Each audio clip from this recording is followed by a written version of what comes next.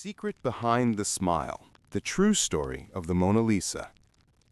If someone told you that the world's most famous painting, worth over $900 million, was once stolen by a janitor and hidden in a wooden trunk for 2 years, you might think it's fiction. But the truth behind Leonardo da Vinci's Mona Lisa is stranger, deeper, and far more human than most people realize.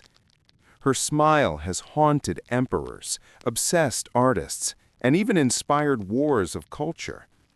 But who was she, and why does she still look at us across 500 years of history with that same unreadable expression?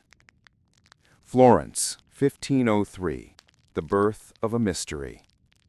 It began in the vibrant, chaotic streets of Florence, Italy in the early 1500s, a city humming with invention, rivalry, and art.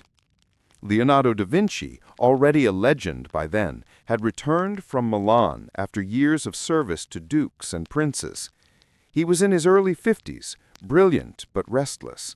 He had dissected corpses to study anatomy, designed flying machines, and written notebooks full of mirror-script thoughts about the secrets of the universe. Yet, in 1503, Leonardo took on a quiet, almost domestic commission, a portrait of a Florentine merchant's wife. Her name was Lisa Gherardini, married to a silk trader named Francesco del Giocondo. The job was simple: a portrait to celebrate the birth of their second son and the purchase of a new home. But for Leonardo, simplicity never existed. He didn't just want to paint Lisa, he wanted to capture something immortal in her expression. He began experimenting with techniques never seen before. Delicate layers of oil, so thin that light itself would seem to breathe through the skin. He called it sfumato, like smoke.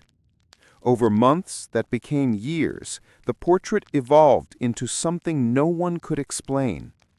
Lisa sat quietly with folded hands, her eyes neither fully smiling nor serious.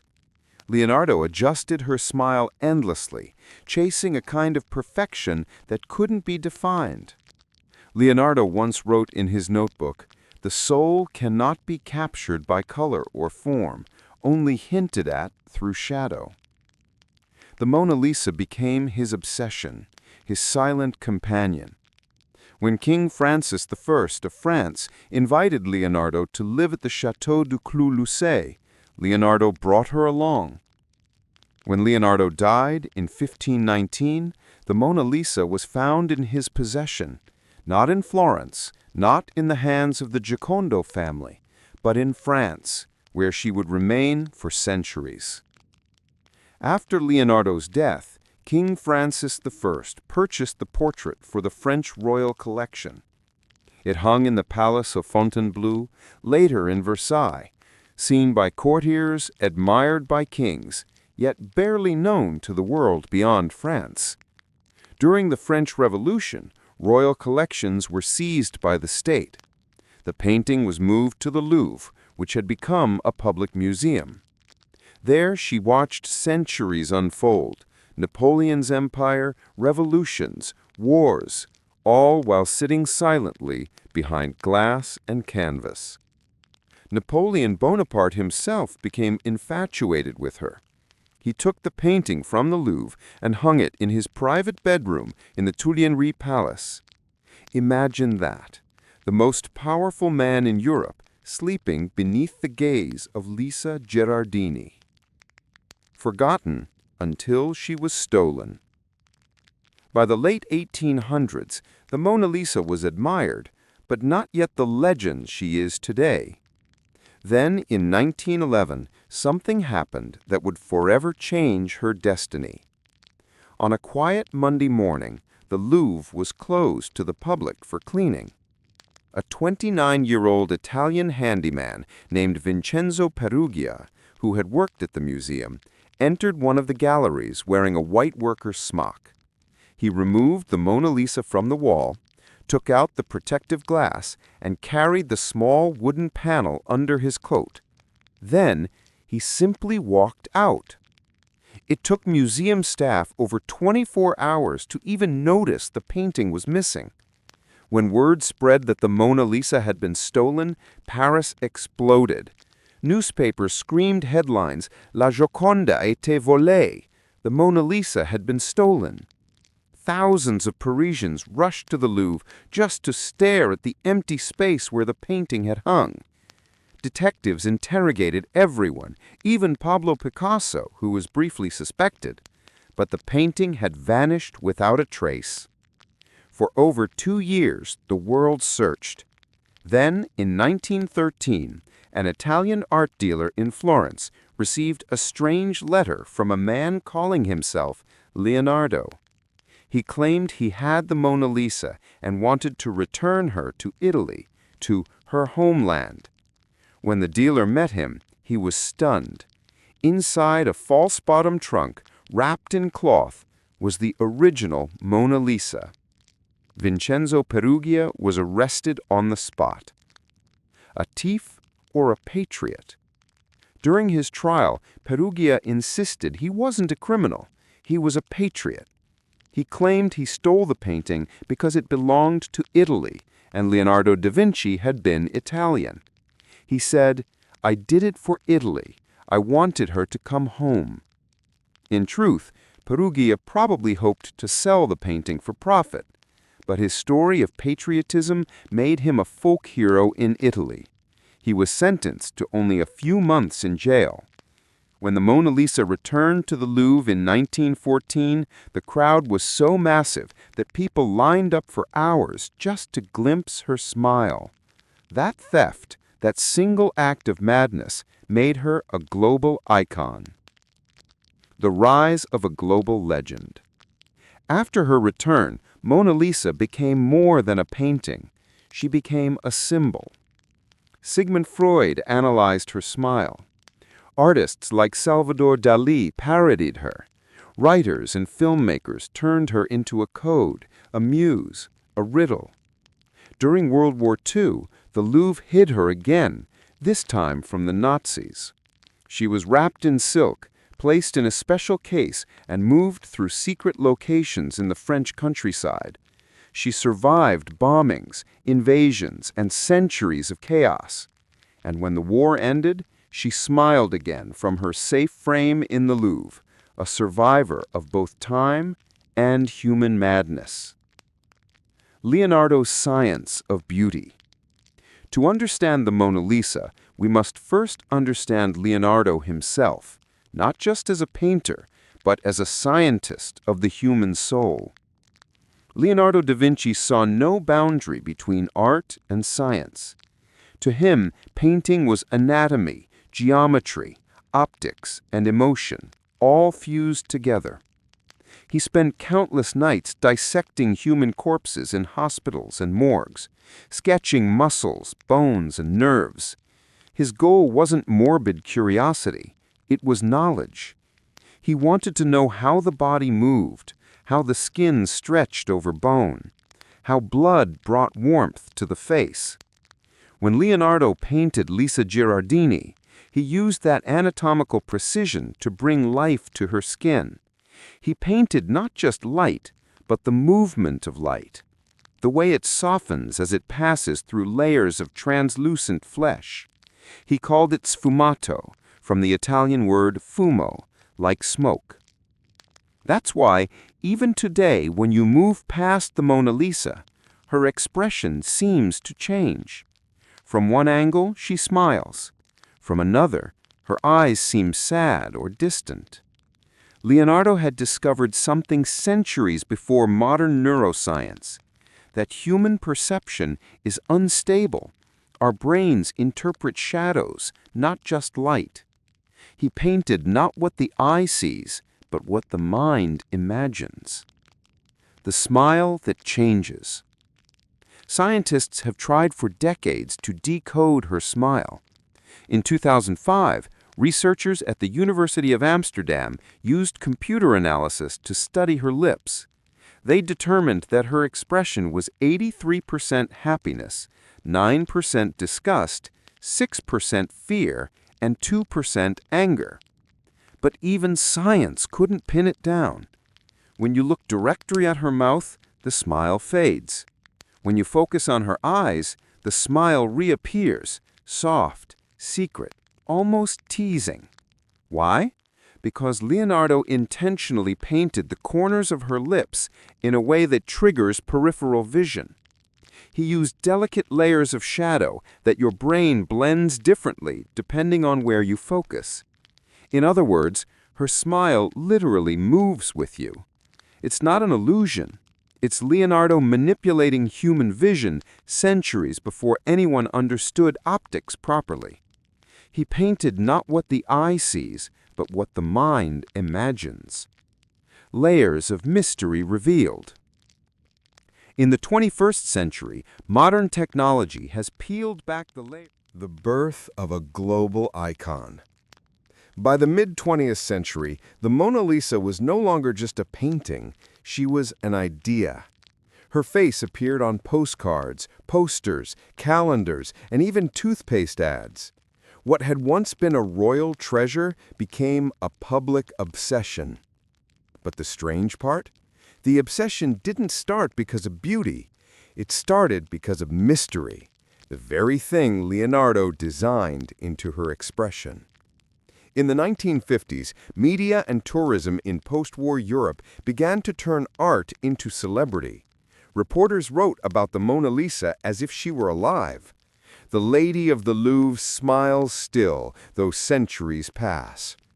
Her name became synonymous with perfection, a face so balanced, so peaceful, that it seemed beyond human reach.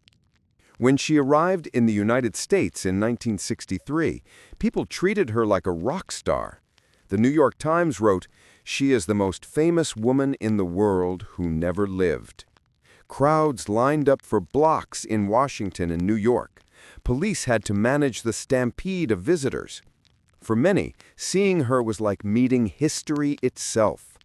But with fame came speculation and controversy. The conspiracy era. As her fame grew, so did the theories.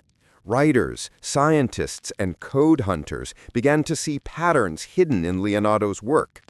The most famous wave came after the publication of Dan Brown's 2003 novel, The Da Vinci Code, which suggested that the Mona Lisa contained secret symbols linked to the Knights Templar, Mary Magdalene, and even the Holy Grail. Brown pointed to the name Mona Lisa as an anagram of Ammon, the Egyptian god of fertility, and Lisa, a version of Isis, the goddess of motherhood, implying that Leonardo had encoded ancient knowledge of divine femininity into her image. Historians and art experts quickly dismissed the theory as imaginative fiction, but the public loved it. After the movie adaptation in 2006, starring Tom Hanks, millions flocked to the Louvre to see The Painting with the Secret. And here's the irony. Even though none of those conspiracies were true, they strengthened her myth. People weren't just seeing a portrait anymore. They were seeing a code, a riddle, a piece of humanity's hidden past. The Louvre and the Line. Today, the Mona Lisa hangs in the Salle des États, the Louvre's largest and most visited room. Every day, around 30,000 visitors walk through the museum, and nearly everyone heads straight for her. The room is always crowded. People hold up their phones, raising them above heads to catch a blurry glimpse between shoulders and selfie sticks. She's smaller than most expect, only 30 by 21 inches, but behind that glass, she radiates power. Curators say that more than 80% of visitors come to the Louvre only to see her. Some stay less than a minute.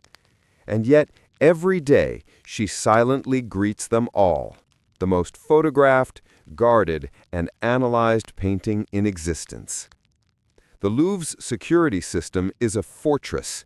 The painting sits behind triple-layer bulletproof glass inside a humidity-controlled box. Sensors monitor light, vibration, and even temperature changes from breath. during climate protests, political demonstrations, or even attempted attacks, like the 2022 incident when an activist threw cake at the glass, she remains untouched, still smiling. A billion-dollar smile. In 1962, France insured the Mona Lisa for $100 million, making her the most valuable painting in the world at the time. Adjusted for inflation, that's nearly $900 million today, though experts say she's now priceless. No amount of money could ever buy her, because the Mona Lisa isn't just property. She's a cultural symbol, protected by French law as part of the nation's heritage. That smile, worth more than any jewel, more than any crown, has become a mirror for human creativity itself. Art historians often say, Leonardo didn't paint a woman, he painted the human condition. When you stand before her, you're not just looking at art, you're looking at 500 years of obsession, theft, science, and soul. The psychology of the smile. Psychologists have long tried to explain why her smile feels so alive. Some say it's because of ambiguous emotion. She appears to smile only when you're not looking directly at her. Others believe her calm expression triggers something called pareidolia, our brain's tendency to project emotions onto faces and patterns. But maybe the truth is simpler. Leonardo painted empathy. He spent his life studying not just bodies, but feelings. He watched how joy and sorrow could exist in the same moment, how people could smile even through pain. Perhaps that's what he saw in Lisa Gherardi, a young woman living through childbirth, family duty, and the quiet expectations of Renaissance life. He captured that complexity, that bittersweet balance, and trapped it in oil forever. That's why we see something humanly perfect in her, the reflection of ourselves. The Mona Lisa effect. Scientists even named a psychological phenomenon after her. It describes the illusion that a painted portrait's eyes seem to follow the viewer wherever they move. But in her case, it's different. Her gaze doesn't quite follow you, it meets you. No matter where you stand, she's looking slightly past you, as if aware of something you cannot see. That's part of what makes standing in front of her so unsettling. For 5 centuries, she's been watching us change, our fashion, our technology, our wars and peace, and yet she never blinks. Mona Lisa in pop culture. Her image has been remade, mocked, and multiplied. Salvador Dali gave her a mustache in his surrealist sketches. Andy Warhol printed her face in neon colors. Banksy reimagined her holding a rocket launcher. She's appeared in cartoons, memes, advertisements, and even emoji form. She's been everything, from a luxury symbol to a joke, and somehow she survives every reinvention. Why? Because her mystery can't be broken. You can copy her image, but you can't copy her aura. Even in the digital age, when every artwork can be replicated with a click, the Mona Lisa still holds the one thing machines can't reproduce: the soul of imperfection. The woman behind the smile, rediscovered. For centuries, people debated who she truly was. But modern research, including records from Florentine archives, confirmed that she was indeed Lisa Gherardini, wife of merchant Francesco del Giocondo, which is why Italians call the painting La Gioconda. Lisa was born in 1479, lived an ordinary life, and died in 1542. No diary, no fame, no royal connection, just a quiet woman immortalized by genius. She never knew she'd become the most recognized face in the world. Her real life was humble, almost invisible. And maybe that's why her portrait feels so powerful, because greatness doesn't always come from power, but from observation. Leonardo saw beauty in her calm, in her patience, in her humanity, and the world has been trying to understand that beauty ever since.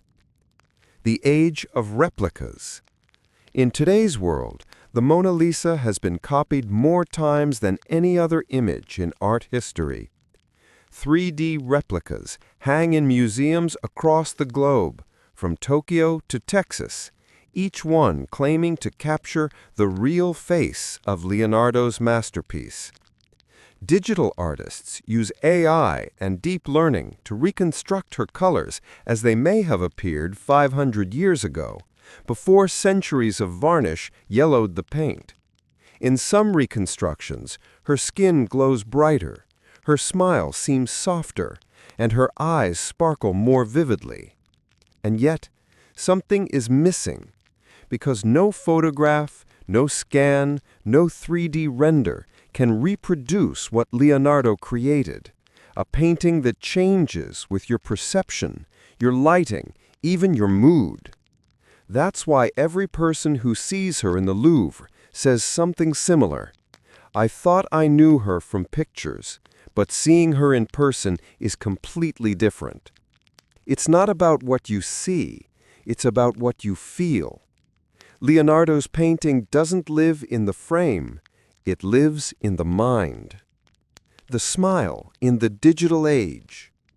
In the 21st century, we live surrounded by images, billions of them every day, and yet one painting from the 1500s continues to dominate screens, memes, and media feeds.